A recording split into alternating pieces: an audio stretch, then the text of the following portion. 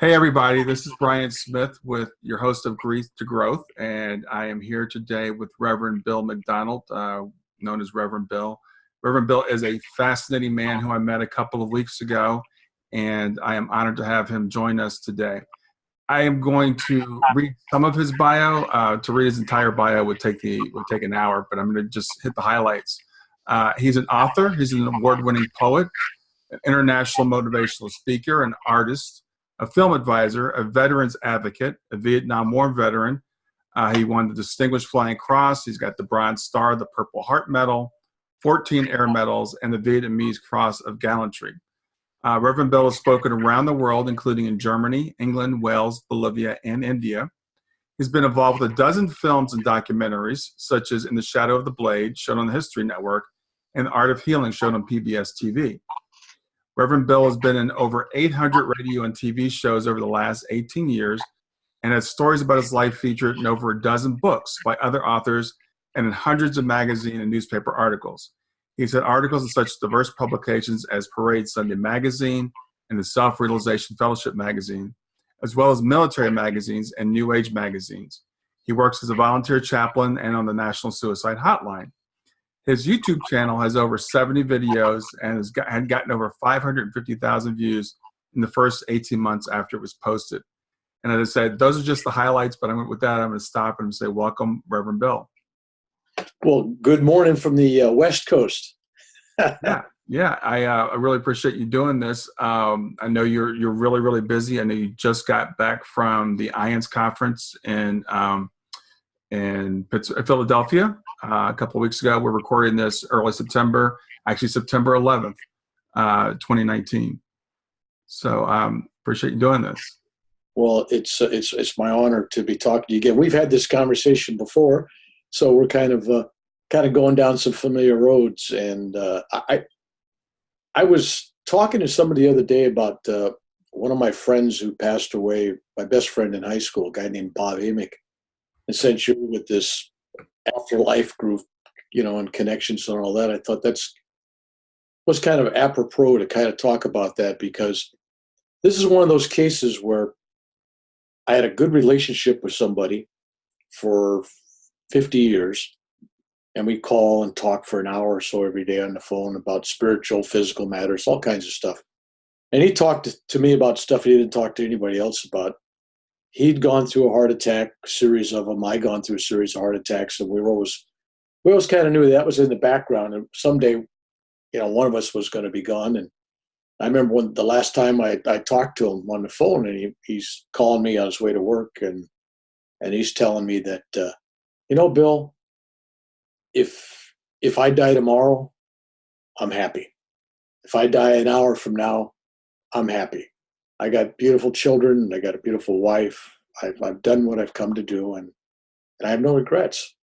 So that was the kind of guy he was. So a few years back, actually 10 years ago, I'm driving down a road in my town here of Elk Grove, and I come to a stoplight. When I get to the stoplight, it's about 4:30 in the afternoon, and all of a sudden,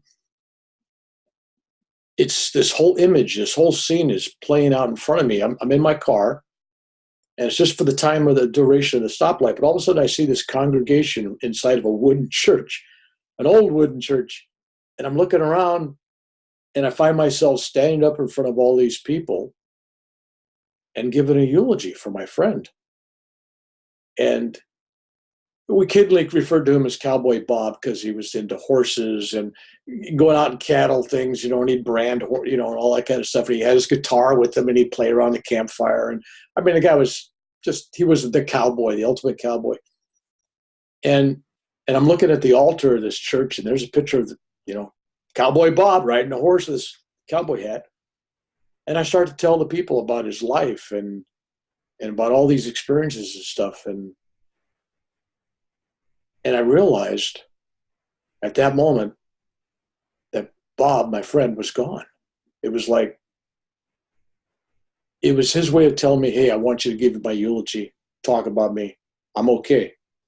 So the next morning, I get an early morning telephone call from one of his brothers, and it was Glenn. And Glenn, I hear his voice. I said, okay, what's wrong? how's Bob? That's the first thing I said. I didn't even wait for nothing else. He goes, well, he died sometime between 4:30 and 6 o'clock yesterday up on his, up in his ranch. He passed away and nobody was there. He died of a heart attack on a driveway. And I'm thinking I had that vision at 4:30 and they suspect that it might have been the time that he died. And a few days later, I'm at this church in Sutter Creek up in Mother Lode country up here. If you're in California, it's up in the foothills where they discovered gold. It's up in that area. It's beautiful house. And this old wooden church. And I went to the memorial service. I'm there and I'm looking at it going, this is it, man. I just saw this right in my truck when I was driving. This is what I saw. And I found myself standing up, looking at his picture. Somebody handed me a microphone to give a eulogy. And I told the people the story of me being in my truck, having this very same vision of seeing these very same faces in front of me and having my friend let me know that he was okay and they needed to hear that message. And it was like more than deja vu. It was a total replay. It was like, wow, here I am talking about something I hadn't even done yet, but I'm talking about like I'm doing it for the second time. So that got me to thinking about life and death and things this week. And as you know from your own personal experience, if you hold somebody in your heart, they're forever there. There is no death. And a lot of people need to hear that message. I was thinking that before we started the conversation, because there was a part of me that says, that's a message that's not getting out there. When somebody's lost, especially, close family member, a child, a wife, whatever, there's a part of us we're sad. We're depressed, not realizing that what we're really experiencing is we're missing somebody, like they've taken a journey and we didn't go with them. Yeah. It's a journey that we know we'll eventually join them with, and we'll be there with them. Yeah. But in the meanwhile, you got to deal with that. So that experience kind of helped me deal with several other people that passed away in my life. And it just kind of serves a reminder that life is continuous. It's just in a different dimensional aspect. Just because you can't see something doesn't mean it's not there. Yeah. But you feel it in your heart. Well, one thing I do want to add to that, because I was having a conversation with someone about this very thing just a couple of days ago, and they said that very thing. As long as you hold someone in our heart, they're still with us. And that's a very nice sentiment, but I think it goes beyond that. And this is why I like to talk to people like yourself who've had so many spiritual experiences going back, I think, about 60 years, right? I think your first one was around the age of 13. Yeah. That it's not only that they're in our heart, but they're actually still living, that there is no death, that life continues. So this might be a good way to segue into some of your experiences. I know you've had several afterlife, near-death experiences, but maybe you can walk us through some of those. Yeah, it's as you mentioned, when I was 8 years old, I was extremely sick, and neglectful parents or unaware parents or uneducated parents or unattentive, I don't know. But I was allowed to get to the place where I kept going to school until the teacher sent me to the nurse because I was so sickly looking. And then the nurse saw me and immediately sent me home. Of course, this is in the old days where they would send somebody home from the second grade or third grade, right? And I had to walk 3 miles home. But I was so sick they couldn't get me in the classroom, right? So I walk home.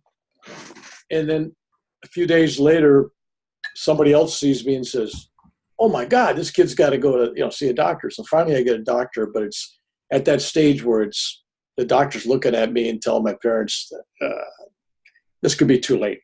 And I could only imagine for my parents at that stage of the game being told that it's probably going to be fatal. Couldn't have been a good thing for them. I'd have a hard time imagining that for myself. Sure. And, so I was taken away to San Jose County Hospital, basically made a ward of the hospital. Basically, they took over everything. I guess they figured my parents weren't doing such a good job. I don't know. But next thing I know, I'm put in a gurney, strapped down in a gurney, and I'm rolling down this hallway with the lights up above, and and, faces looking down on you, 8 years old. You feel like a prisoner, right? Like you're taken into a torture chamber. And I remember them telling my parents that it doesn't look good. And they think I'm out of earshot, right? But I'm hearing this conversation that, hey, they're talking about my death. I ain't going anywhere. So I put into isolation because I got communicable diseases of various kinds. I got a kidney disease. I got a lung disease.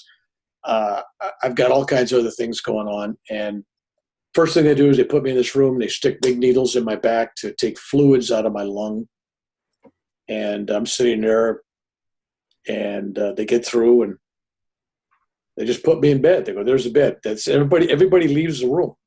There's nobody else in the room. There's no nurses. There's no parents. I've been during this first night away from home in an isolation ward, totally by myself, literally totally by myself. And I'm laying there in bed and my life is just getting, it's like fading. It's just, I feel myself fading. It's just my energy is just, I'm going. Something's happening, and I'm laying there in a totally pitch black, dark room, and all of a sudden, it's a blaze of light. There's this light in front of me, this sphere, this orb, whatever it is, just light, and I sit up. And I'm looking at it. And then I realize when I'm sitting up looking at it, that the other me, the physical me, is laying down. I'm sitting up, but there's somebody below me. And I'm going, oh, that's interesting. So it's dawning on me that there's a separation going on. And then I'm feeling the light. And it's feeling like love. It's radiating. It's penetrating. It's hugging. It's squeezing in a good way. It's you're home. Have no fear. This is about love. And so I'm graced with this love, and I'm sitting there, and then I'm watching this light expand and expand. So there's no darkness left in the room. It's chased, dissolved, and killed off all the darkness. All is there is light. Every corner of the room is light. I can't see the room anymore. I can't see the bed anymore. I can't see my body anymore. It's just me standing there surrounded by, well, more like embraced by the light. And I sensed that something was getting ready to happen, and I'm looking at the light, and all of a sudden there's this unfolding of events, future events for the next 50 years of my life. There's who I'm going to marry, being in a war. I didn't know about Vietnam at the time. I mean, we were talking about 1954 or 53 or something. There's a war I'm going to be in, but I see I survived, so that was good. I see helicopters crashing. I see the house I'm going to buy. I see my future children. I see everything laid out. I even saw John F. Kennedy assassination, which I later on shared with my high school principal, and that didn't go over too good. A week before Kennedy was going to be assassinated, I'm telling the principal, hey, Mr. Stanga, the president's going to get killed in Texas next week. Yeah, okay, Bill, let's go back to classroom, right? And then when it happens, and nobody says nothing to you, right? Wow. Now, if you'd made that prediction in this year about anybody in politics that got shot, you'd have Homeland Security at your doorstep, Absolutely. right? Yeah. When'd you know it? Anyway, so I see this unfoldment of my events in my life and some world events, but mostly my personal life. And I knew from looking at that was my life. And so I was going to be continuing at some level for a period of time because I see these things unfolding. But then there was this strange phenomena. There was these two numbers in the middle of this vision. There's a 2-9, and it'd flip over so the 2 looked like a 5. So it went 29, 59, 29, 59. I kept flipping around there, and I'm going, it must have some significance. At the time, I didn't know what it meant. I've had people since say, oh, that's your Saturn arising. I'm not an astrologer guy at all. Saturn arising every 29 years and at 59, it comes back into your chart. And, yeah, okay, great, big deal. But what happened was, right after my second near-death experience when I was 58, almost 59, right? Almost 59 years old. I was in India hiking, and I was coming back from a place called Babaji's Cave, which is written about in the autobiography of a yogi by Paramahansa Yogananda. It's about this cave where this ancient spiritual meditation technique is brought back to the world and given to Larry Masha to pass on to the world. And it's a very sacred place that's protected. But meanwhile, I spent 50 some years trying to get there because I read about it. I wanted to find it. I finally get there. I have this wonderful experience in the cave, and I'm coming back down the mountain, and I'm standing on this cliff, 30-foot cliff. It wasn't sheer drop. It kind of went a couple of steps down. And that's the time I picked to have a heart attack. I have a heart attack, and I'm having a seizure, brain seizure, and and next thing you know, I'm passing out, and I'm falling 30 feet down, and I land on this boulder, big rock, about the size of an old Volkswagen Bug. I'm laying on top of this rock, looking up at the sky, blue sky. And it was like the cartoon, The Simpsons, where the sky opens up at the beginning of the credits, right? I'm looking at this. This is exactly what I'm thinking when I'm looking up the sky. Well, this is cool. And then all of a sudden I'm noticing that I'm rising. And I'm looking down, and there's my body just laying there with its eyes closed, dead on this rock. I mean, there's no pulse, there's no heartbeat, there's no breathing. I'm watching myself, and I'm thinking, oh, I've experienced this kind of before. I can remember that feeling. I'm feeling loved, and I'm looking down at the body and go, well, I feel sorry for the body, but I'm good. Wow. I'm good. Well, that body's not good, but I'm good, right? It's just laying there. And I'm feeling that familiar feeling again. Divine love. I mean, love. But I'm also feeling, maybe it's not the time. And the thoughts kind of entering my mind. And all of a sudden I'm looking down there, the body laying on the rock, and there's this snake, a large, if there's such thing as a small, they're all large. Cobra snake is crawling over your feet. It's large regardless of. Yeah, absolutely. Right? It's large. It's huge, right? Yeah. Anyway, so I got this humongous snake crawling across my feet. And instead of being frightened, I get excited. And when I get excited, it's like the paramedics go with those paddles, with those defibrillators. Mm-hmm. Clear. It's like, boom, my body jumps up. It's like that cobra snake was a defibrillator for my heart. It's like, boom, and I jump up, and I'm standing up on the rock, and I'm inside my body again. And what's the first thing I do? I start grabbing the body of the snake. It's slithering by, and I'm trying to grab the snake. I feel love towards this snake. And I chase it through the grass, and I find it ends up going into this waterfall. And I'm sitting there looking at the waterfall, and I have this thought in my mind. If you've read the autobiography of a yogi, if you haven't, do so. But there's a chapter where this great sage, Larry Masha, has one of his last wishes created for him, a gold palace. And then it dissolves, and then he's told, go down to this stream where there's a little waterfall and wash yourself and bathe and rest, And I'm there looking at that. Nobody ever knows where that little waterfall was at, but this snake went behind it. It was a little waterfall. It was just a little trickle, 6, 7, 8, 9 feet at the most. And the snake is sitting inside of it, and I'm watching it. And that's the story that's coming to my mind. I'm thinking, my God, I found the lost waterfall. This must be it, right? Everybody felt happy. So anyway, now being a typical guy, let's fast forward. That was like in October of 2004. Okay. February 2005, right? There's a little time lapse, right? Remember, I just had a heart attack, right? I finally decided to go to the doctor. Oh, wow. Only when I get home and I've collapsed 6 times. I'm on the floor of my garage. I finally go, maybe maybe I should check on it. It's not just going to go away.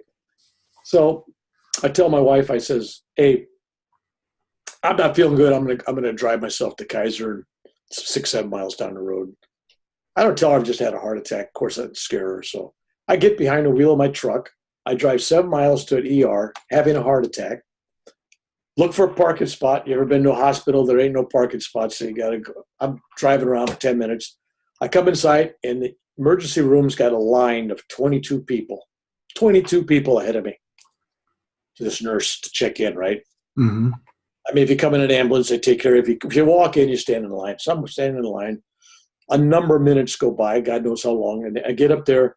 She hands me a clipboard. She says, fill this out. So I fill it out with the number of my health card, names, all that stuff, right? And then the question, what are you here for? I said, I'm having a heart attack. That's all right, right? I get another line. There's about 3 people. She gets through to them, and then she comes to me, and she picks it up. She looks at my clipboard, and she goes, it says here you think you're having a heart attack. I said, no, I know I'm having a heart attack. She goes, well, let me be the judge of that. So she takes out her stethoscope. She listens to my heart. Next thing you know, this man's having a heart attack. She's ringing bells. Things are happening. I got people coming to put me in a gurney. But I was just totally calm. And especially when she asked me how I got there, I said, well, I drove my truck. So that's why there was no belief on her part that I could be having a heart attack. Right. So I'm taking it in the doctor, and the doctor's looking at me and thinking, well, it can't be that bad. I mean, you drove yourself here. You're talking. You're not making any, crazy things going on with your body. And I said, no, I'm having a real heart attack. I said, but it just doesn't seem fair. He says, what do you mean? I said, well, for 6 decades, I've been a vegetarian. For 3-4 years, I've been a vegan. I don't drink. I don't do cigarettes. I don't do drugs. I don't do sugar. I don't do caffeine. I don't do nicotine. I mean, I take care of my body. I meditate, all this stuff. Mm-hmm. And the guy looks at me, and I remember I went to that 29:59. Here's where that story goes. Mm. So he looks at me, and I'm 1 month from turning 59. 1 month from turning 59. And I just learned that a guy that was born in the hospital the same day as me, we shared the same birthday, same hospital, an hour apart. Our mothers were roommates in a hospital ward, and we didn't meet each other till years after the fact. I was in San Francisco. We met each other in Sunnyvale, California, when we were in a class, and realized when we exchanged information that we were born the same day, same place, and just an hour apart, right? He was Irish, I was Irish. I was William Hector McDonald Jr., and he was Paul H. O'Brien. I think it was Hartwell O'Brien Jr. I mean, it was like, anyway, very similar. And I'm thinking, well, we shared the same astrology chart. And then before this happened, I'm told that he died, before he reached 59. I'm thinking, oh my God. I mean, he didn't take great care of himself, but it was like, so I go to this doctor. I'm saying, it just ain't fair. I mean, here I am taking care of myself for almost 59 years. Mm-hmm. And here I am having heart attacks. And he looks at me and he folds his hands and he looks at me and he says, well, Mr. McDonald, he says, with your genetic makeup, you're lucky you didn't die at 29 instead of making it almost to 59. So then I said, 29, 59. But I'm still a month away from 59, so I was a little leery about 59. But yeah. So that was those two things flipping around. It was like, if you don't take good care of yourself, here's your future. 29, it's over. If you take good care of it, maybe you're going to make 59, right? Mm-hmm. But I found that, it finally made sense to me. I go, 29, 59. So that led me to another decade long of searching things. And then it was in 2011. That's 8 years ago. I was in my late 60s. And I went back to India via Germany. I go to Germany. And in Germany, I'm having heart problems. And I go, this sounds familiar, man. Like an elephant sitting on your chest, sharp pains. I'm not telling anybody. And I did a workshop over there, and I traveled. And then I left from there and I went to Mumbai, India. And I ended up at this ashram with the guru.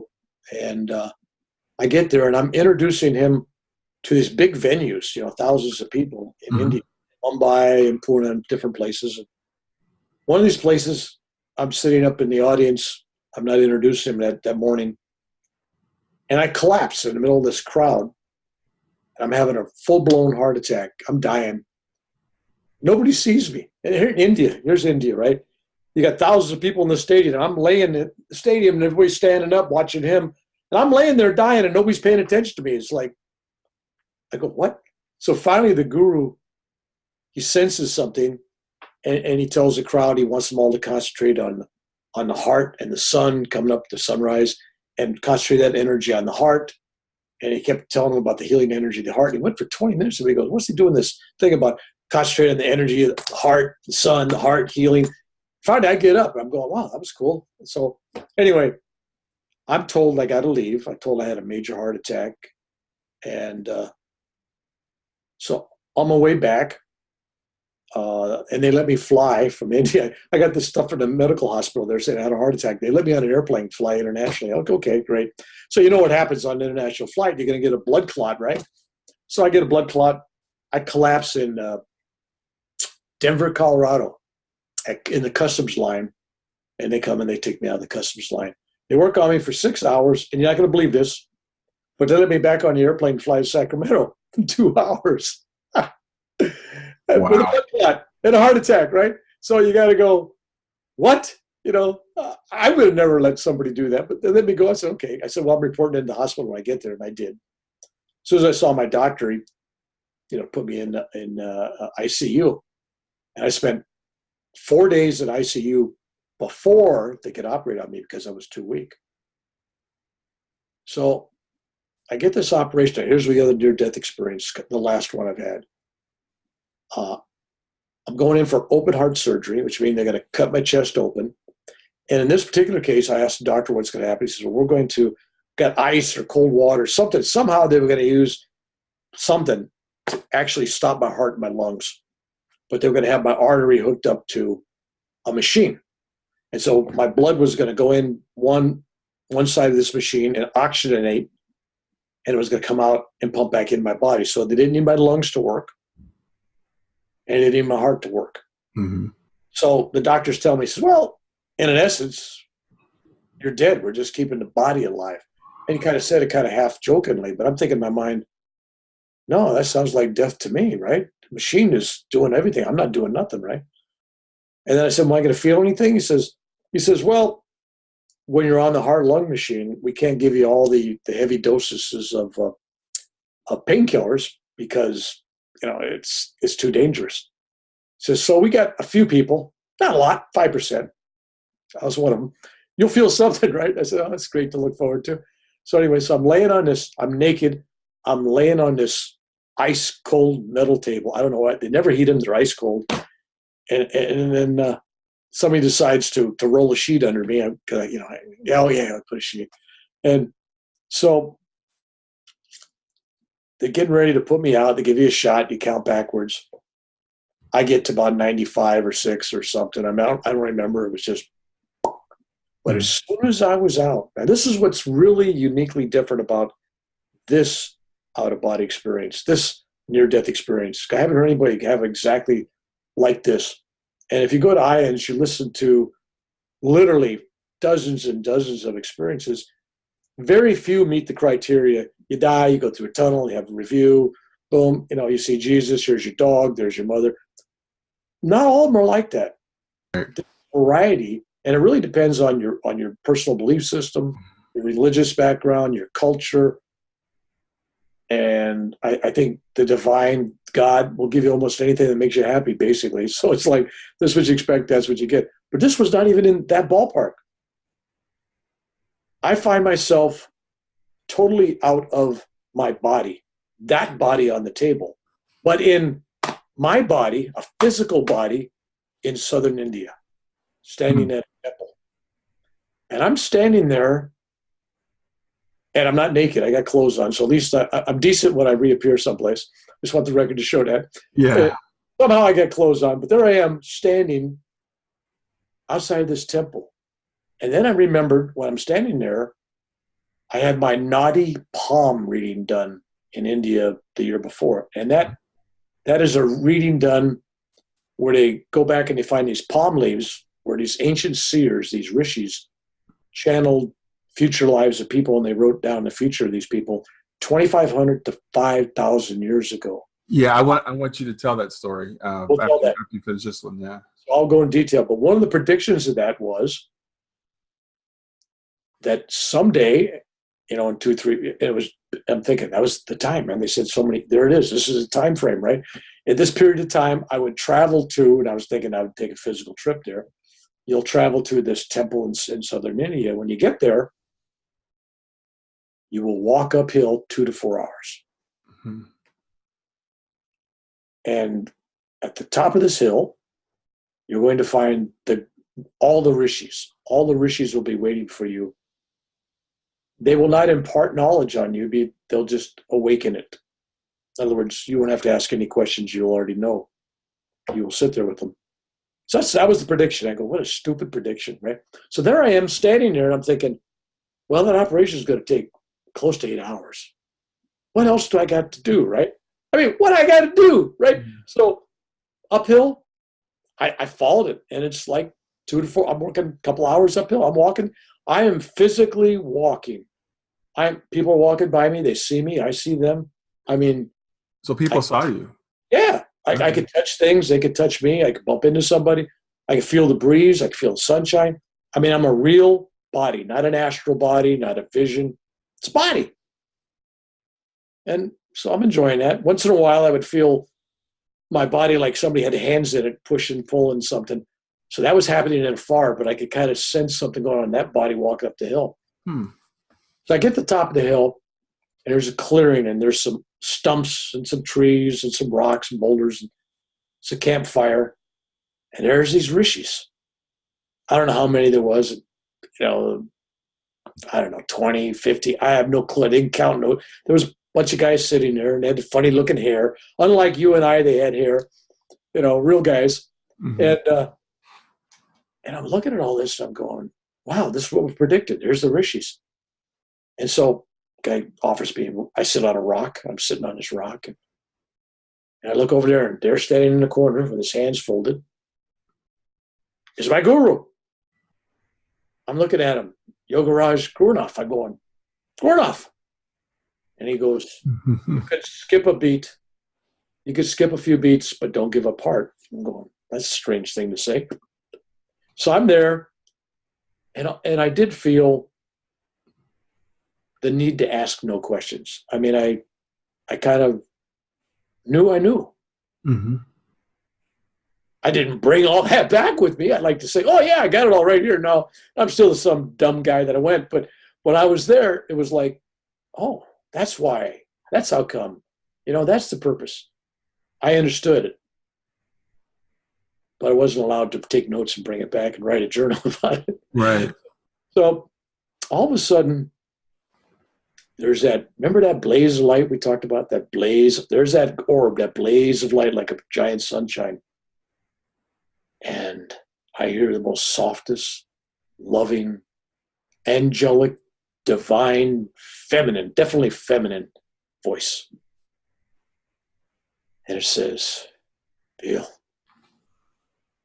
just give up your heart. You don't owe anybody anything anymore. You've done enough. You've served. You've given. You don't have to suffer any more pain. I promise you no more pain. I promise you bliss, peace, joy, love. Just give up the heart. Come. And so my guru's back here going, skip a few beats, but don't give up heart. But that same line, right? And I'm going, what do you got to add? He says, I want you to stay. I go, why? He says, because you got more pain and suffering. I go, what? I said, wait a minute. She's telling me bliss, joy, painless, and you're telling me stay because you're gonna give me more pain and suffering. He says, oh yeah, more than you ever had. Because before, when you had great pain and stuff, you never felt it because you were just divinely blissed out. And I mean, you could have your tooth. I had my tooth drilled, and I never used to take any Novocaine. I mean, I could take pain. It was just like, I think about it, was gone. End of story, right? No more. He said, that gift is gone. We want you to suffer. So it doesn't do people good if you tell people about how you can get rid of pain if you've never had real pain. You got to be able to suffer and find a way in the physical world to get rid of pain so you can help people, like your veterans. And I'm going, well, yeah, thanks, but no thanks. Yeah. I mean, This is not a good deal. and he goes, and here's one of the reasons. He kind of does this. I remember I had that life review where all those images came. This was future. And it wasn't so much about things, but about pure people.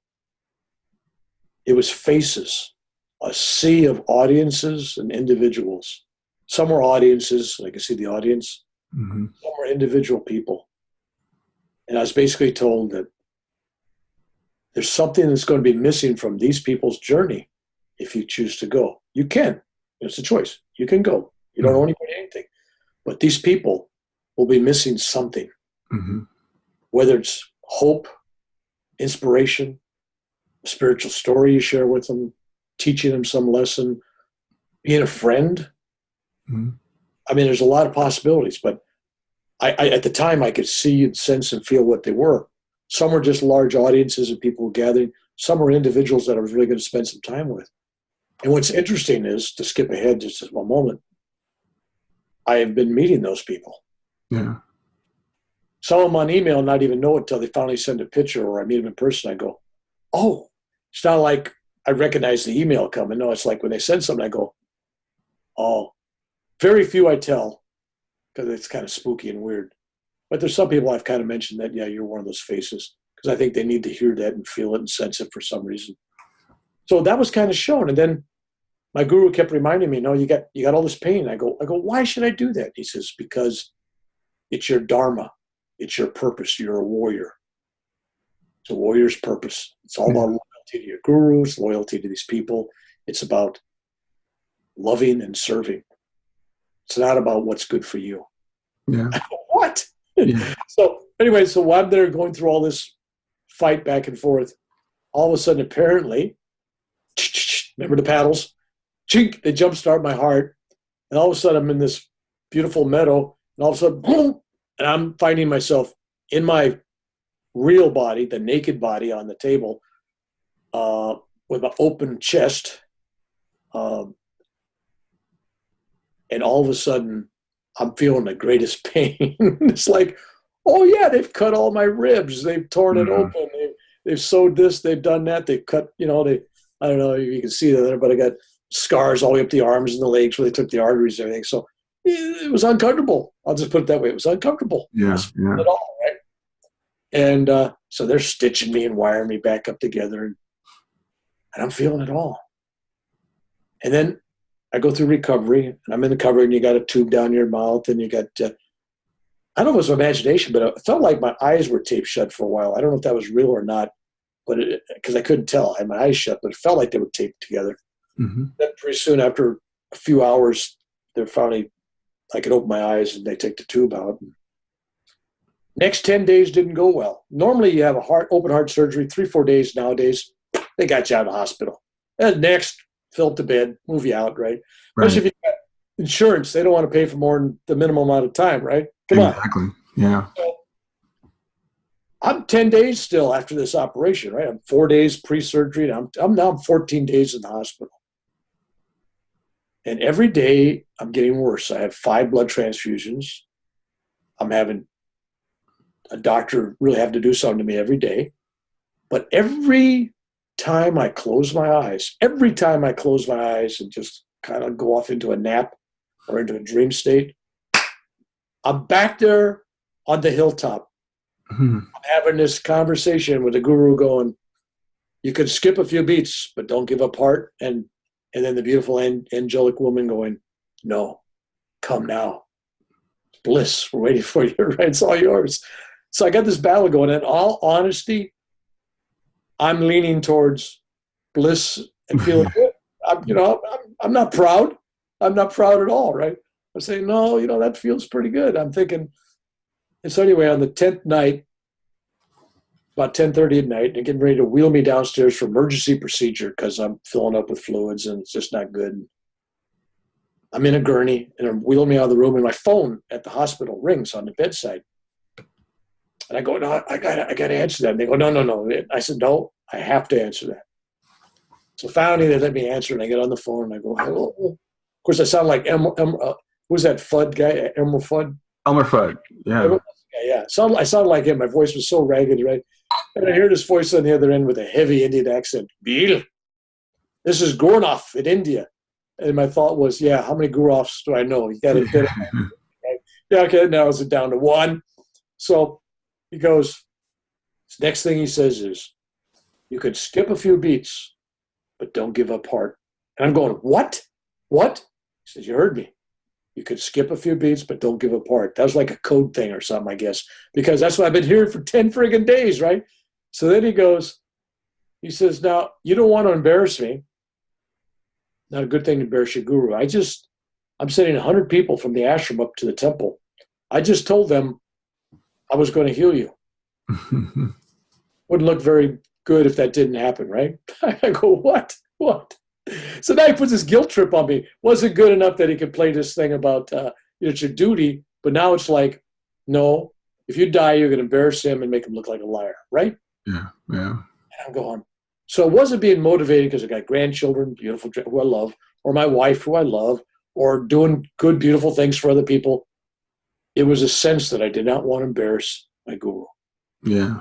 I mean, as crazy as that is, but he finally found the one button that he could push, right? Got the loyalty button, the duty button, but he goes, no, you can't embarrass him, right? So I tell my wife, she was up there and wheeling me out. I told her, I says, I'm gonna be out of here in 36 hours. She goes, yeah, okay, all right. I was in very good shape, but I was out of there in 36 hours. But that was and then real neat things happened before, during, and after that all kind of tie together in one big story. But that was my 3 near-death experiences. Mm-hmm. But I had numerous out-of-body experiences, a rainbow body experience, which was greater than the near-death experiences. It was more encompassing and more enlightening. A rainbow, you said? A rainbow body. And I didn't even know what that term was. It was back in the early days of my marriage. I guess I was like 20-something, late 20s. And I'd been meditating 3-4 hours that night. I had this thing. I didn't want to take time away from my family, so I'd wait till the family was all in bed sleeping.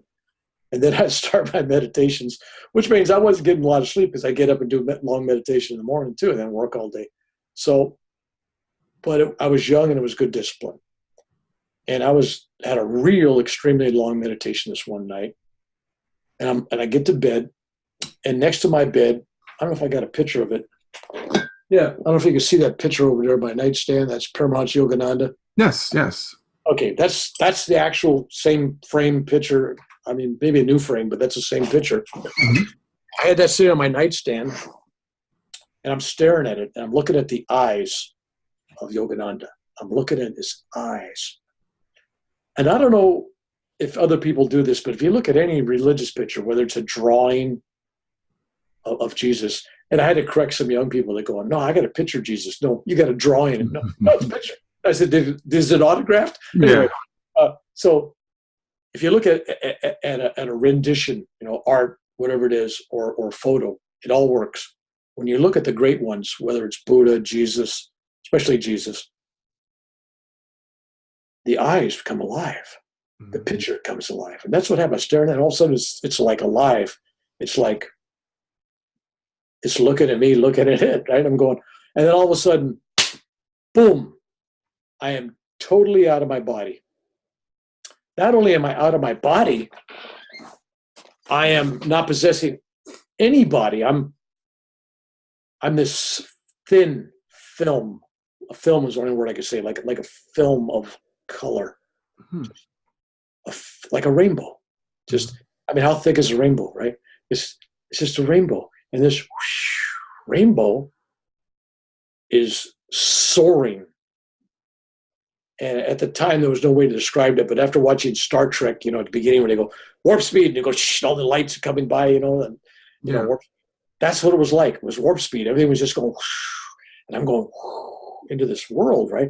I'm seeing the cosmos. I'm seeing all those beautiful color pictures you see where they show all these odd shapes and black holes and worlds being created and destroyed and planets and suns and just all that stuff, right? Just, wow. And I'm traveling. Now, when I was having this experience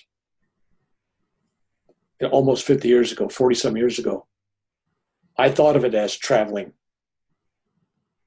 And then one day after a long meditation up in India at an ashram, it dawned on me when I was sitting there, I go, wait a minute, I was not traveling. I was expanding. It was an expansion of the consciousness, because if you're traveling, you're going to go one direction. I'm going 360 up and down, sideways, every angle. It's like all. And not only am I expanding, I am feeling the light and the energy and the colors as its base product, love. And I'm hearing this beautiful sound of creation. I mean, the cosmos has this sound. It's like, this Indian in India tried to explain to me when I was hiking around Himalayas. He's trying to talk about the Om sound. He goes, he says that's the sound of all the energy moving around and all those electrons in your body, right? It's the atoms.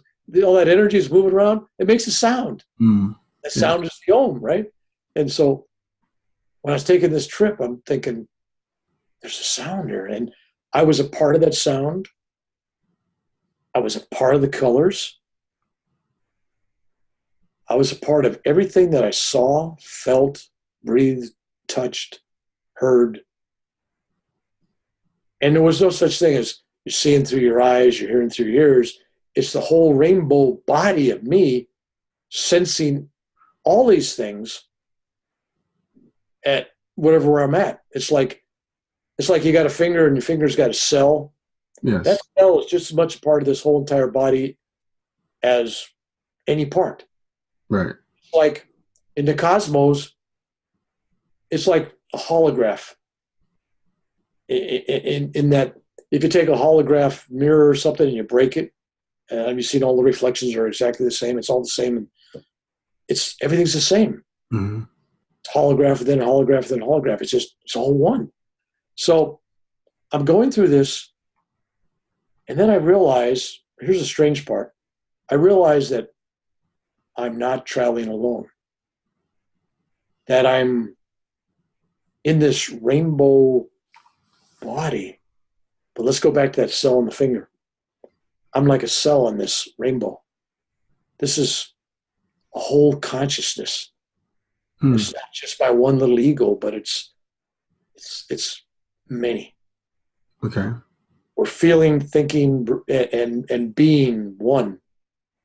We're being this rainbow, just like a cell in the finger. It's still an individual cell in the finger, but it's. So you were sharing the experience of the collective consciousness? Is that what? Yes. Okay. Absolutely. Good. Thank you. I couldn't find a word. Thank you. So, and all of a sudden, back to this knowledge thing. It's like, that's why I'm here. That's why I was there. My past life, future, the world. I mean, everything was just unfolding. And here's the strange part about it. Time. Because there's no time. It was an unfolding of about 300 million years, forwards and backwards. Yet in Earth time, when I finally came back, in Earth time in my body in the bed, it was an hour and 10 or 15 minutes. But it was 300 million years. And I'm experiencing the future like it's now. It's all happening at once. It was like I realized that you could concentrate and focus on any part of the future, the past. It's all now. And you could see the reasons why things happen and everything else. And then I was in touch with the other cells, collective consciousness of this body, and realized that we had a purpose. And the purpose of this collective rainbow, this particular one, there may be other ones for other things. Maybe there's one out there that's for science, and one out there for philosophy, one out there for politics, one out there for inventions, one out there for humanitarians, and stuff like that. People that serve world peace, like Martin Luther King or Mahatma Gandhi, might be in a different. I mean, it was that type of thing. Mm-hmm. That was the images that were coming to my mind. That there was this separate task. This group had a different task. This task was purely spiritual love. This was about spiritual evolution, and that was a task of this group of people to reincarnate, come back into bodies at various times, and it's all now, right? So you could come in wherever you wanted to pop in, right? And give some new thoughts and stuff. And I basically learned that when you come back, you don't have the memory of that.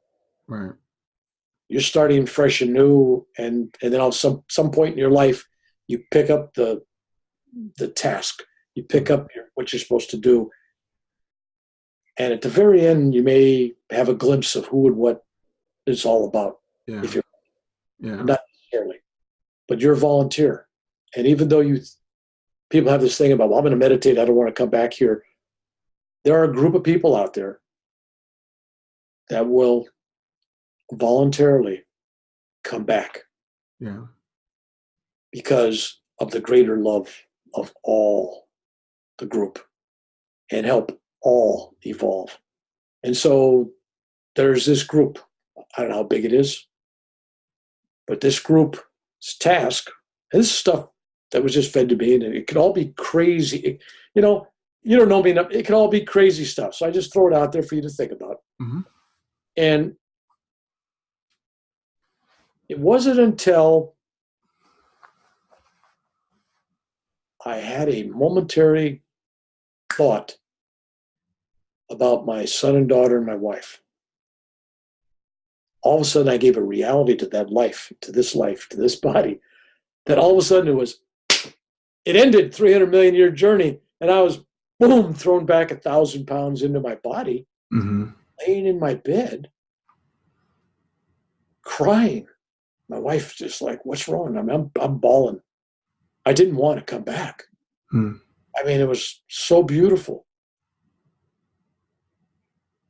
And I came back, and I was let known that some stuff I'd remember, basic journey, various components of it.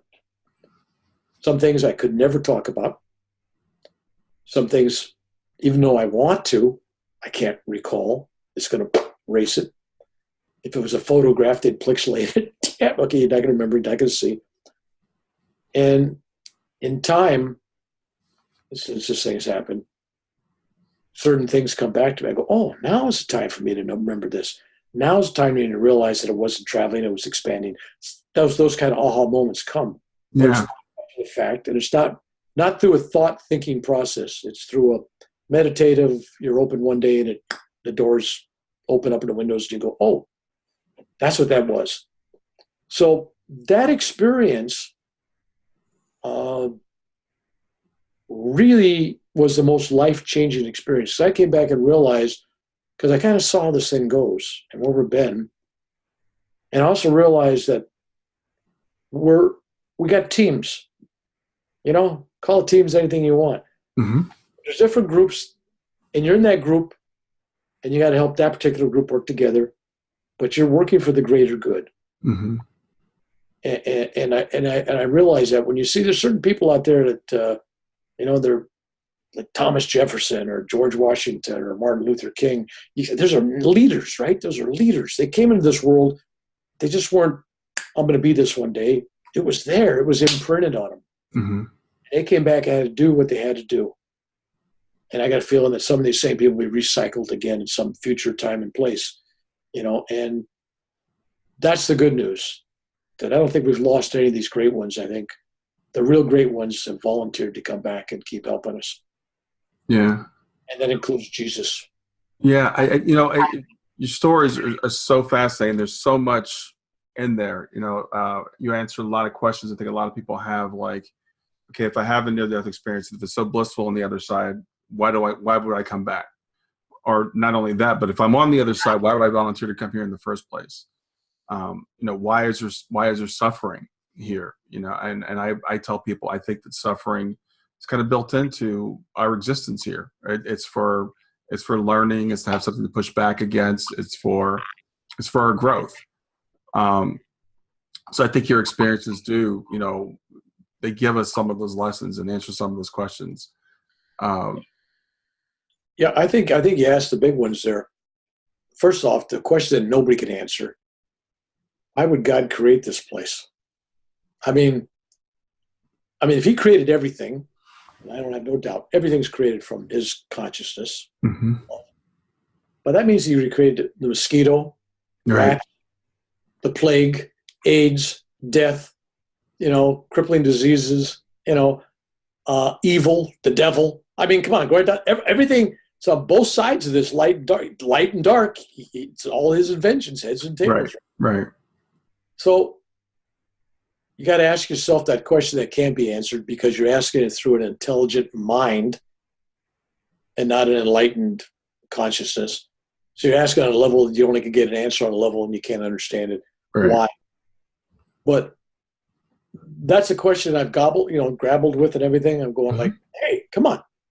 Because I always hear these guru guys go, it's all an illusion. It's all a dream. I said, well, for that guy down the street, that's a pretty damn painful dream, right? Exactly. For him, it's real. It's all, nobody got killed. Nobody's dying. Nobody's in pain. I go, but, so philosophically it's great. But in the real world, where the foot meets the road, it's hard for people to swallow. Like, hey, I lost a child. I got somebody killed in the war. I had a car accident. Now I'm in a wheelchair.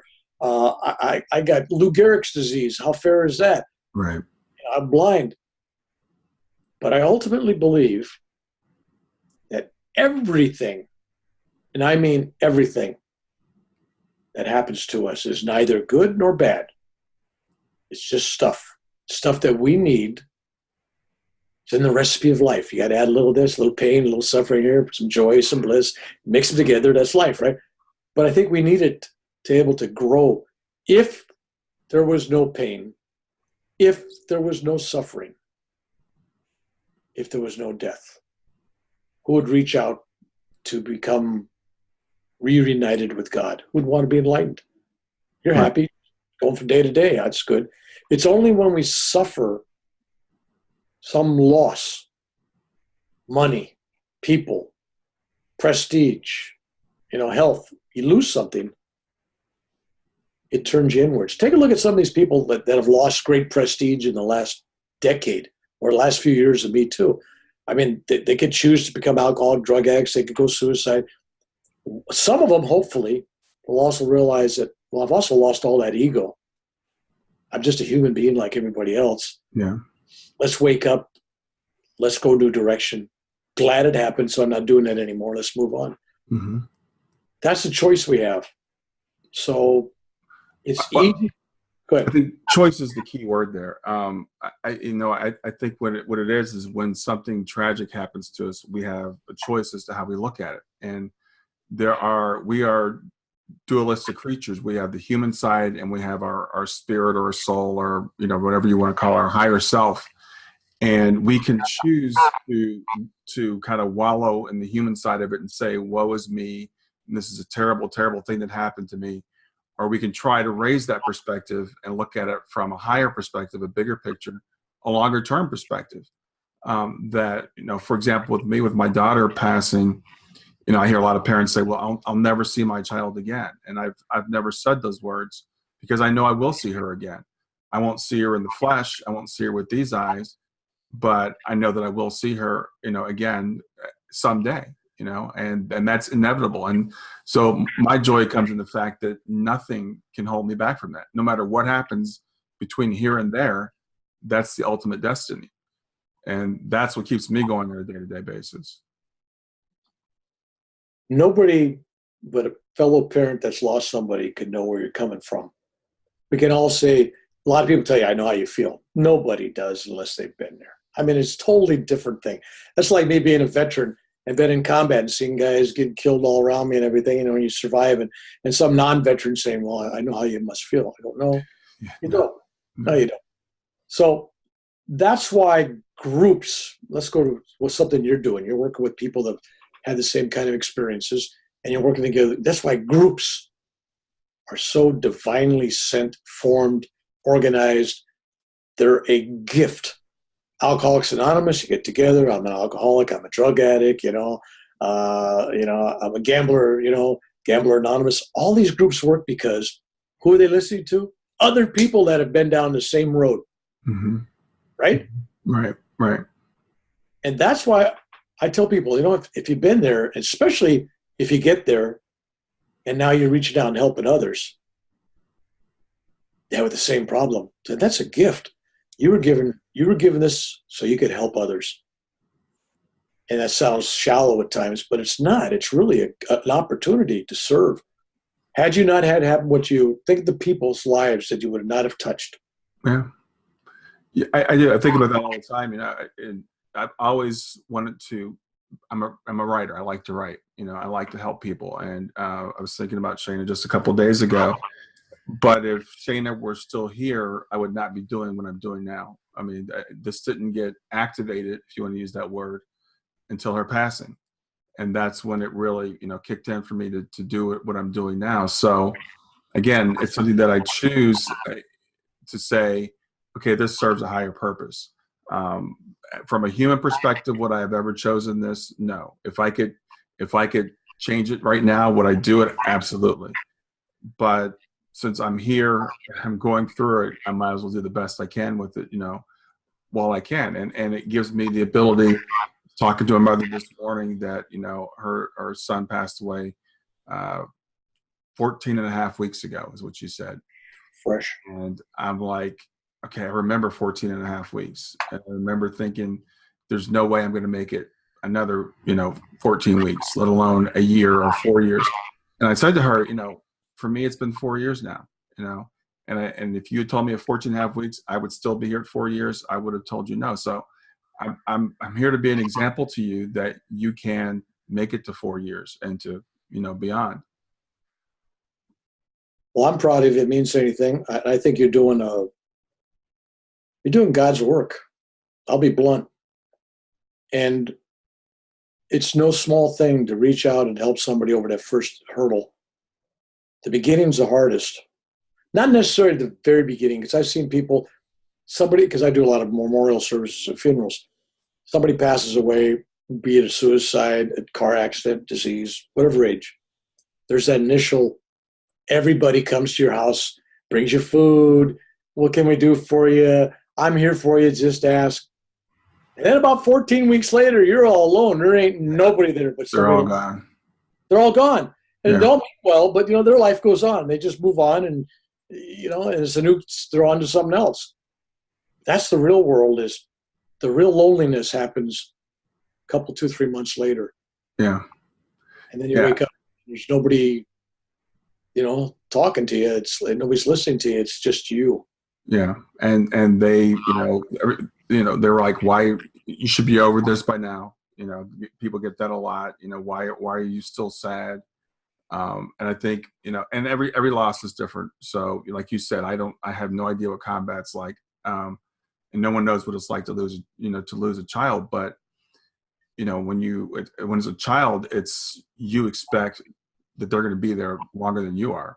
So it's just a total upsetting of the natural order of things. And it's something that as a parent, I don't think you ever get over. And the way I tell people is, it's like if you're carrying a weight, okay? So when you first start carrying this weight and you're working out, that weight feels really, really heavy. But after you work out so often or so long, that weight gets easier to carry. It doesn't get lighter, but it's easier for you to carry. So I think that's what happens with grief. It's like,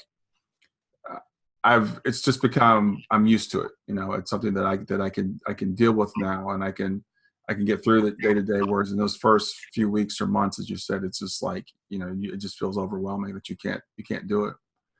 Well, one senses when you're doing your shows and watch your videos, which I had, that you got a partner in crime in all this. It's like you're not working alone. Oh no. Part of you that radiates that, like, hey, this is a team, and we are here to help you. And I think you've opened your heart up to receiving that energy. And I think you're absolutely 100% correct if you think you're not.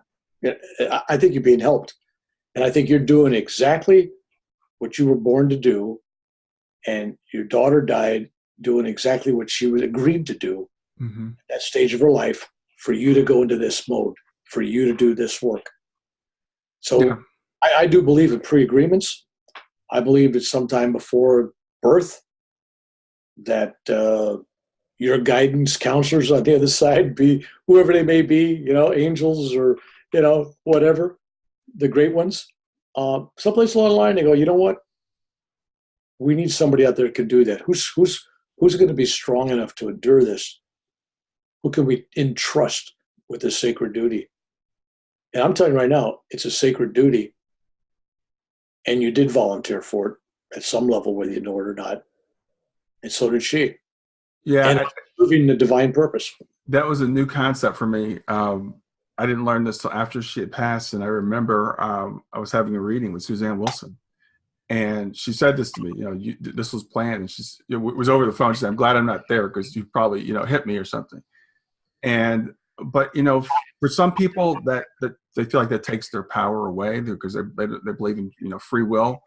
I believe free will happens before we come here. And I believe that, and I just knowing and looking back and seeing the way Shana lived her life for the time she was here and how she lived it full out and all the people that she touched and all the things she set up before she made her transition, and all the signs and synchronicities and things she sent to me since then. And I can't even, I could write books about all the synchronicities that have happened, the people that I've met, the people that have reached out to me, the things that have happened. So it's definitely divinely ordained. And as I always tell people when I'm doing these, or I tell people a lot of times, even after we're done, I have a second monitor over here that when I'm not working, there's nothing on it except for a picture of my wife and my two girls.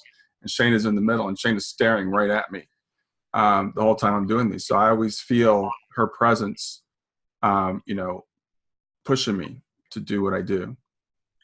And you're right that you're going to. This is not if and when. You will be together, and since there is no time, it's already now. And there's a future now out there right now where that's already the truth. That's a true statement. The future now, you're looking back at this, and going, oh yeah, I remember that. Yeah. I was actually 100% correct. Here you are. Thank you. Yeah. And teamwork. And I got a feeling, my sense is that this is something that maybe you've worked with your daughter before. This is not nothing new here. You guys have done God's work before in different levels, and this just took it to this level where you needed to radiate a different kind of love and a different kind of help. And this is the only way it could happen. So basically, if you talk about making, lemonade from lemons, this is the greatest, sweetest drink you could drink. Yeah. Well, we do the best of what we have. And, meeting you a couple of weeks ago and looking at your bio and having a couple of conversations with you, you inspire me, greatly. And so I'm like, okay, this is the kind of guy I want to be. This is the kind of things that I want to do, and I want to be that person for somebody else coming along behind me. Someone can look at me and say, okay, if he can do this, then I can do this. And this is why I tell people, because sometimes people will say to me, you've got such great strength, you're just an exceptional person, and I'm not, not at all. And it's not easy. It's very hard, and but I want to give hope to other people, and I feel very blessed. Like I said, now I can be at the point where I can say, hey, 4 years, I got my 4-year pin. So if I can make it 4 years and you're at 14 weeks or you're at 2 months or you're at, a year, you're going through those first anniversaries. I remember what those first birthdays are like, the first birthday or the first Christmas or, whatever. And if you think I can't get out of bed today, then maybe don't get out of bed today, but try to get out of bed tomorrow. So being able to do that it's a blessing. It's an honor. Just in this same theme, let me tell you a story about my youngest grandson. When he was 3 years old, his other grandfather died, and his other grandfather lived about 50 miles from where he lives. I live just a mile or so away. So they used to call him the faraway grandfather. Yeah, they call them both grandfather, but faraway grandfather, and then there's me, grandfather, right? And then there's faraway grandfather. And the guy was part Native American. I don't know if he was Cherokee or whatever tribe he was, but he was a really unique guy. Mm-hmm. And he passed away, and went to his funeral, came back home, and I got my grandson, 3 years old, at my house, grandfather's house, right? And he's playing with his Legos on the carpet. And I'm starting to talk to him. He says, quiet, Grandpa. I'm talking to Grandpa. And I go, yeah, you're talking to Grandpa. He goes, no, far away, Grandpa. And I said, really? And he's looking right at whatever, right? And he goes, and he's listening to a conversation, right? And I said, well, what's he saying, Johnny? Mm-hmm. He says he loves me.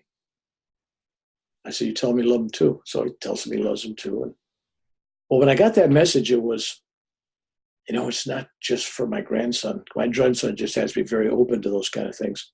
Mm-hmm. That message is for his wife, for the other grandmother.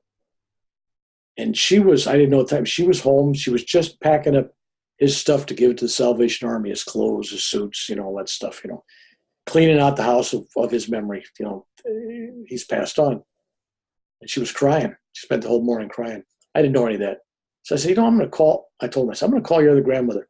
I called her up on the phone, and she was kind of holding back her tears and her crying, right? And I said, let me tell you what just happened. So I told her, right? And I said, he was telling Johnny he loves him, but it wasn't just for him. Right. It's for you too. Right. And then she, really broke down, but in a good way. So there's breaking down in a sad way, then there's breaking down in joy. Yeah. It's like, it was a good tears. But young people see things, know things, feel things, touch things. We always tell them it's their imagination. Yeah, sure, no, and we ignore them. And if you keep ignoring them long enough, they don't even believe it themselves. Right. These come from the same parents that tell kids Santa Claus is real, Easter Bunny's real, and the tooth fairy comes and it gives you money for your teeth. Come on. Yeah. You let them believe that stuff, but believing in angels and talking to dead people, they can't? Come on. Yeah. But I really do believe, as I've had situations where you're thinking about something, there's something for you, because I know it'll apply to you and some of the people you talk to. You're thinking about somebody, they're in your mind, you're in your heart, and all of a sudden, smell of roses or some other flower, usually roses, but it permeates the whole room. There it is, the next room, it's just roses, right? Mm-hmm. You go, why? Think about that person, there's roses. It happens. We get visits, and sometimes it's something as soft as that. Or for some people, it's finding pennies. Somebody else is finding feathers. Somebody else, it's a certain song comes on. Once you identify it, it's really odd how many times that'll really keep occurring at a high incident rate beyond just chance. It's really cool you mentioned feathers. Shana sends me feathers, and so many, I don't even pick them up anymore, but I'll take a picture of them. I take a picture and I put it on Facebook. And now I have people sending me pictures of feathers on Facebook. And it's so they're like, someone sent me a feather this morning. She said, she lives in Florida. She's in Boston. She said, I just saw this feather. And it made her think of me, and it made her think of her loved ones. And so it touches me every time someone does that, because they're like, okay, now I'm thinking about my father or whatever. So being able to pass that to somebody else, that sign, that remembrance, is really cool. Yeah, when I went to the United Kingdom 2016, everywhere I went, there was feathers, mostly white feathers. I went to these people's house to stay there, and there was a white feather on their doorstep. I know what's the odds that just big white feather on their doorstep. And then when I pointed out to the young woman that answered the door, and she tells me a story about once upon a time she had a white feather, and she built a little box, one of those boxes, deep box, you put something in, called, and for display. And she had it mounted and everything. And then she didn't have it after a few years. Something happened to it. I don't know what, but the box always reminded her that. That's cool. So I went hiking with her husband, or went all over the place, and everywhere we went, there was feathers. I went to give a talk in England, and this guy that was sponsoring a talk. He says, well, let's go for a walk. I said, yeah, let's take a walk. And we walked around one block this way, one block, a square block. Must have saw 200 white feathers. 200. He's going, because I was telling him about, before we started to walk, I said, feathers are following me all around on this trip. I said, it'd be interesting. And yeah. So then we start to walk, and there's a feather. And then, yeah. They was amused after about 10 feathers, and then it kept going and more and more. And it just got feather, all the way around. Yeah. Across the street, nothing. Just the sidewalks we walked. So feathers, in fact, I just on YouTube yesterday, or not YouTube, but on Facebook, I just posted pictures of feathers yesterday from a hawk. I couldn't collect them because they're from a hawk. In America, I don't know if people know that it's against the law to pick up owl feathers and hawk feathers and eagle feathers. You got to be a shaman with a tribe. You got to be a medicine man or something, and you have to have a license. You can't get on an airplane with them; you'll get arrested. A lot of people don't know that; they just pick up feathers. So I pick up feathers and other kind of feathers. But so I found a bunch of feathers yesterday. I was just kind of smiling. I took pictures of them, and I said, okay. But it's the feathered trail. I call it the feathered trail. Yeah. And it's there, and I just had numerous things, and people all tell me the same story. Well, since you told me that, I found a feather yesterday or a feather this morning, or it's like all of a sudden now their eyes are open. But now they're noticing them all over the place. Yeah. Well, we've been going a little over an hour. I would like to ask you, if you could, though, I'd love you to tell the Naadi Palm story. Okay. All right. I'm going to assume that most people were ignorant like I was. To say I was ignorant would be stepping it up as pretty good. Probably more stupid than ignorant. But I had no clue what a Naadi Palm reading was. I'm at the ashram. I've been there several months, and my guru goes, Bill, I want you to go down to Pune, the city that's close by, and I want you to get a Naadi Palm reading. I'm thinking Naadi? Yeah. And my Naadi Palm, what's my palm been doing, right? He goes, no. Naadi Palm. He says, it's a palm branch. Oh, palm branch. Oh, okay. So they cut the fronds off it, and it's just a solid piece of wood. And they engrave stuff on it. I go, okay. And I'm looking at him going, yeah. He says, well, they do this 2,500 to 5,000 years ago. Great rishis sat around and they channeled, something like the people, people channel. They channeled future lives, and they had these scribes write them down, engrave them in these pieces of wood and shellac them, try to preserve them. And I guess some of them after a while fall apart and somebody copies them and puts them on another one. So some could be, only 700,000-800,000 years old. Yeah. So, but they're close to the originals. And they did apparently numerous palms. And so I'm thinking, okay, great. I said, well, how do they know which one's mine if they got 1 million of these, right? He says, well, they take your thumbprint. Right thumb if you're a man, left thumb if you're a woman. I'm going, okay, great. He says, oh, no. He says, the squirrely lines on your thumbs. So like in astrology, you got 14 signs. Well, with thumbprints, you got 108 different kind of scrolls.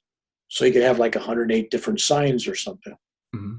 And it didn't make any sense to me. I'm going, yeah, okay, that divides 1 million by 108. You still got thousands, right? Right. And so I said, okay. He says, now you go down and you get it done. I said, well, first off, I don't believe in it. It's a waste of time, and I don't want to spend the money. He says, no, for you, it's true. And I want you to go down there. And I said, okay. So I go down there, and I tell my friends that are with me, I said, nobody mention my name when we walk in. Nobody give any clues. And every time they ask me a question, it's just going to be yes, no explanations, no further elaborating. Now you're close or not close. Just that's it, yes or no. And they asked my thumbprint, which I gave. They put it on a tablet of paper. And they said, well, put your initial next to it. So I put W for William, which I never go by. Let's go by Bill. Only person that calls me William is my wife when I'm in trouble or somebody, right? William, hey, what did I do? Anyway, so I sat down. About an hour later, I get called into this room. It's about the size of this room I'm in now, just a little small thing, and it's got an altar. And they must have, they don't miss a bit. They got every God that anybody believes in is in there. There's Jesus, there's Buddha, there's Zoroaster, there's Zen stuff, there's everything. I mean, there's every leader you could think of. They even got St. Francis of Assisi. I mean, it's them all in there. I'm going, what?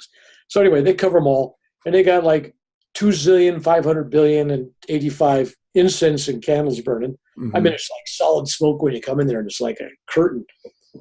And the guy comes out, and he's carrying his looking like Venetian blinds. And what it is, it's these pieces of wood. They got a hole drilled through with a cord. So there's about 20 of them held together. And the idea is they go to one that's taken from your pile based on your thumbprint, and they ask you a series of questions. If you answer no to any of them, then that's not yours. One single no, it's not yours. So guy goes to the first 6. They were close. He says, intuitively, he says, I know this next one, the 7th one, is yours. I said, okay, fine. Maybe I'm not giving any hints. Because I'm thinking these guys are like Las Vegas mentalist acts. And if I gave you some training or even went online or read a book, I'm going to tell you right now, there's ways to manipulate your thinking where I can get you to, and I've done it with people, name a fruit, a number, a tool, all this kind of stuff. And they'll all write down the same thing right now. I already got it written down because of the way you talk to them for 10 minutes. You've got mindset on that, right? Colors and stuff. Anyway, so I'm thinking, yeah, they're going to kind of go down that mentalist path, and they'll look impressive, and then there'll be a cold reading, and they'll go, well, I think this could be, none of that. So the guy gets the thing out, and he says, okay.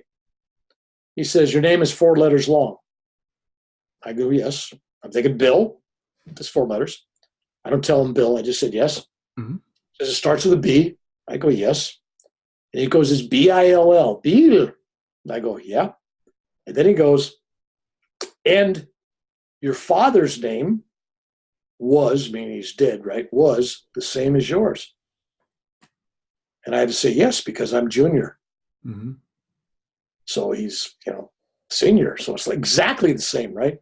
And then he goes, and your mother's name, and he couldn't pronounce it, and he spelled out Marcella, which is an unusual word for an Indian to have written down on anything.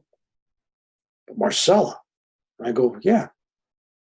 And use the same term, was, meaning she's dead. And I said, yeah, she's passed away. And then he goes through question after question after question. He says, we don't have a word for it. Closest thing you got I could think of, he says, you were kind of like a foster kid or something. You didn't have one parent with you. And maybe for a while you were separated from both parents. And I go, yes. And the story there, basically I was separated totally for a year. And I never saw my real father ever after I was born. So yeah, I was separated. So I said yes. I said, okay.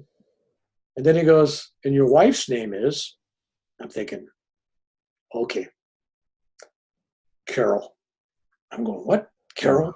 They got my wife's name down there. And I'm going, she graduated from prestigious university in the United States. And I was debating what to say on that because my wife would laugh because she went to Cal Berkeley, right? She thinks that's a good school. I went to University of San Francisco, which I think, hey, that's the top banana. But anyway, I said, yeah, okay, I'll give her that. And then it went down, my children, what I do for a living, it just question after question was right on. And then he says, okay. He says, your birthday is March 16th, 1946. Wow. That's what I said. I go, instead of saying yes, I said, wow. I go, oh. He says, but we apologize because we don't know exactly what hour it was. I thought, oh, okay, all right, they're human, right? Doesn't know what hour. He says, well, we think it's between 1:05 or 1:10 and 1:20, 1:25, someplace in there. We're not exactly sure. Now, what they didn't know was when I was born, the doctor wasn't there. I was born when they were giving my mother an enema. If you can imagine that in your mind, don't imagine it too much. Because I was born in with a mouthful of crap. I landed right into the pan. Anyway, so the doctors came many minutes later after I was born, and the doctors were asking everybody what time I was born for the birth certificate, and everybody they had to take a guess. And they go, well, it's between 1:05, 1:10, and 1:25, and they took a guess about. So what I got on my birth certificate is a guess. So what these guys did was they gave me a guess as well. Wow. So it was like, how would they know that? Yeah. It was like, really weird, right? So they went to the thing and said, it shows here on this thing that you're currently writing a book that'll be about your guru. Yeah. Spiritual-based book, yes. And then they named my guru, and they talked about my children, the order of birth. So they said you're currently writing a book. So apparently they knew when you were going to come in for this reading, right? Not only are you going to come in. You're intuitive, because that brings up the next thing. The guy goes, so now you want to know if this was the right time to come in on this, because you could come in here next year, 10 years from now, or you could have been here 20 years ago, and it wouldn't have been right. So this next piece of information is important, because then it's it's either the right time or not. I said, okay. He says, you recently worked on, and he changed it. He says, it says play here. He says, but they didn't know about movies 5,000 years ago. So he says, intuitively, I know this must mean movie. You recently worked on a movie, but not as an actor. And I go, yeah. I helped rewrite a script, gave some suggestions for a script. But nobody knew that at the ashram. Wow. Just a couple of weeks before, I was giving feedback for a rewriting of a movie. And I'm going, wow, because the timing was absolutely perfect, right? Right. So I went through a whole bunch of stuff. I mean, some really neat stuff. And nailed it all. And then so I reached down and I grabbed my wallet, and I'm pulling out money. I'm going to pay the guy, and he goes, no. I go, well, thanks for the reading. He says, that wasn't your reading. He says, that was just to find your index card. Now we're going to do your reading. Now we know who you are. We know it's, stacked. And I said, really? So then 6 hours later, they take me upstairs, and they got a guy reading. He's reading a different language from this stuff. And he's reading it to another Indian guy in another language. And then that guy's giving me an interpretation in English. So it's like 3D process. And he goes back to the most significant past life that connects me with events today, not necessarily the last past life, but something that I would know and recognize why things are happening today. And the future. And they read everything I did from the time I was born to the time I walked in there. Wow. I wanted that first, because that would tell me, if they got that right, I'm ready to listen to the others. If that's wrong, I'm out of here, because that's a waste of my time, right? It's just mumbo jumbo, right? He nailed everything. It was like, wow, man. You got skin problems, you got heart problems. I mean, he goes through this whole stuff, right? So then he goes back to a past life, and my guru sent this note along that I gave him, because he wanted the astrologer to give me my worst sin of that lifetime. I go, oh my God, what's the worst sin? Because there was somebody coming down the stairs to this reading room before I went up there, and they were crying, because they tortured somebody to death and burned them up and, popped their eyes out. And I go, holy cow, man, what's the plan, right? It's some bad karma, right? So the guy goes, he says, you were formerly at an ashram run by your current guru in Sri Lanka, what's now Sri Lanka. And you were a senior monk. You were the guy in charge of the ashram. And you were a spiritual holy man, never did anything majorly wrong. However, so I'm waiting for that however, right? You said you had a stray thought. A thought? He goes, yeah, there was a married woman that you thought was beautiful and you kind of fell in love with her, but we're never going to do anything about it. Never said a word about it, only had that fleeting thought. And your guru picked up on that thought, cursed your mind, kicked you out of the ashram. I go, wait a minute, my worst sin was a thought? Wow, that's harsh. Thought? Thought? Well, you had a vow of chastity. You had this thought, right? I said, okay, don't need the details. I had a thought. And then you wandered aimlessly for a period of time they couldn't determine, until the last image they're picking up from that life, where I'm bathed in the Ganges River. I go underwater. And when I come up, there's this blazing light. And there's Lord Shiva. And I'm taken away in a rainbow body. Mm-hmm. And that was my last moment of life on Earth. And then the guy goes, and according to this chart, we've gone back to 10 lifetimes, and you ended every lifetime leaving in a rainbow body. So this is the rainbow body that ties back to the experience you had in your 20s. You got it. So all kind of ties together, right? Wow. So you left the rainbow. And I said, really? I said, okay, well, that part's a beautiful story. And if it's true, that's beautiful. But if it's just fake, I can't prove it if it's real or not. And so I don't go around telling people, I'm this great being. You can't. Either people got to love or hate you for who you are right now, because that's who you are right now. Yeah. Right? You can't sell people, well, I was whatever. Doesn't mean anything. Who you are now. I think there's a validation in that story, as I said, because the rainbow experience you had before, I think that does validate that. But I really appreciate you telling that. And it's interesting because just this past week, I've been dealing with I will call her a cynic as opposed to a skeptic. Because you're a skeptic. I mean, you're telling me how you would in this reading. You did not go in and spill your guts, and you were looking for cold readings, and you were looking for, the mentalist tricks. But, you're convinced by this. And, and this person I've been dealing with is like, and I work with a lot of mediums, and they're like, well, they could look things up on social media. So they could have done this or they could have done that without any proof whatsoever. But these are things that someone writing thousands of years ago or hundreds of years or 100 years ago could not possibly know about you. Nothing. That someone tells you as you go into this place. So to me, it just shows me that there are things in this universe that we don't understand. And we don't know how this is possible because with our conventional scientific Western mind of cause and effect and materialism, this is impossible. This couldn't happen. But it did.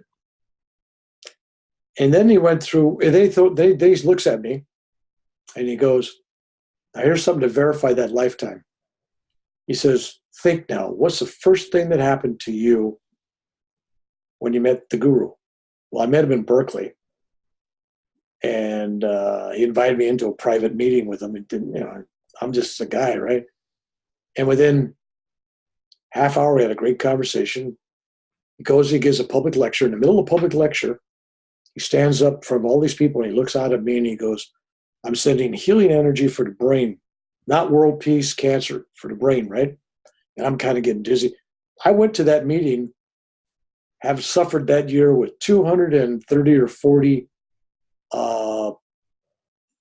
seizures, epileptic seizures. Mm. Doctors told me just days before that at the rate I was having seizures, they were going to kill me. But if I had another seizure or two, it probably could kill me because I was collapsing and everything else. It was just really bad. So I'm there. It was August 16th, I believe. August 16th, 17th, 18th, right around there. In Berkeley, of all places. That was 11 years ago, 2008, okay? No seizures since then. Mm-hmm. I was having one or two a day. Mm-hmm. All right? And the guy says, and so I offered that to the guy because he says, because I told him that was the first thing that happened. He says, yes, and who put a curse on your mind back in that lifetime, on your brain? Your guru. And he says the curse wasn't for any other reason but to be able to verify this now. It's not like your curse, it's just, it was all part of the divine play. Right. And so then he proceeds to go down what is the interesting part, which is the future, which we could talk about another time, but all the future stuff, which was going to that temple and meeting the rishis. Mm-hmm. 95 or 98% of it's all happened. My list is very small. Very small. That's left. So I think I'm burning the candle down low now. There's not much left on there. So some people get these things done and nothing happens because there's free will. Free will. And the guy told me when he told me, he says, in your particular case, yours is carved in stone for some reason. We're going to tell you things, like when you're going to die and all this stuff. We're going to tell you stuff. But only God and Guru can change it. Hmm. Other people, if they get foreknowledge about an illness or something, well, they change their diet, they do this, they change their way of, relationships, they change things. Just by virtue of them knowing what the future is, they're exercising their free will to change it. Interesting. And then I said, well, what about my free will? They said, well, your free will was used to get to this point. Yeah. This is what you created before you were born. Yeah. You are exercising your free will. Right. That you already planned. That's why it's already locked in. This is what you're supposed to do. So anyway, so that was India and beautiful stuff. And I wish someday, if I go back and you want to go with me, it could be a good trip. I could take you to one of these places. You might find it wonderful. Sounds wonderful. Well, we're going about an hour and a half. I want to make sure everybody listens to the whole thing. So we'll have to end. I could talk to you all day long. I definitely would love to do this again. Before we go, I'd like you to talk about your books. Just so have a little blatant commercialism. I always forget it.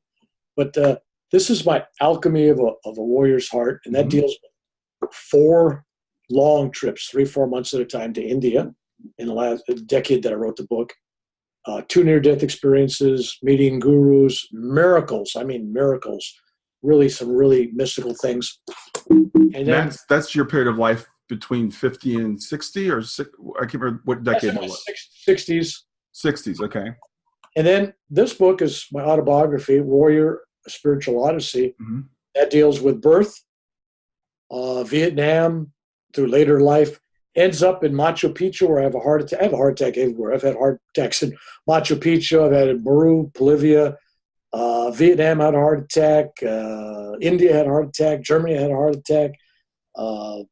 Mexico, I've had a heart. You name it. I've had heart attacks everywhere. But anyway, Okay. that's my autobiography. They're both available on Amazon and all online bookstores. Hmm. And I use the funds from that to fund my Spiritual Warriors ministries. And I plow everything back into that. I fund it myself.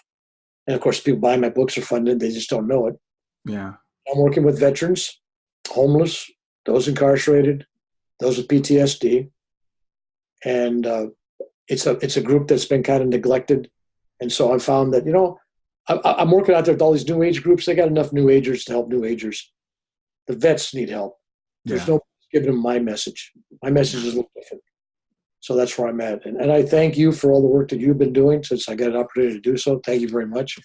And thank you for allowing me to speak on your show. Yeah, and I want to talk about your website. It's revbillmcdonald.com. So it's REVBILL. McDonald is McDonald. And all this will be in the show notes. Again, I want to thank you for doing this. It's been a true honor, having this conversation with you again. I hope we can have more. All right. Blessings and peace to you, my friend. Same to you. Hey, thanks for watching. Before you leave, I'd like to just remind you can always find me at www.grieftogrowth.com. That's grief, numeral 2, growth.com. And you can schedule a free half-hour consultation if you'd like. Also, before you leave, please click on the like button here, click on subscribe, and click on the bell. By clicking like, YouTube will show the video to more people.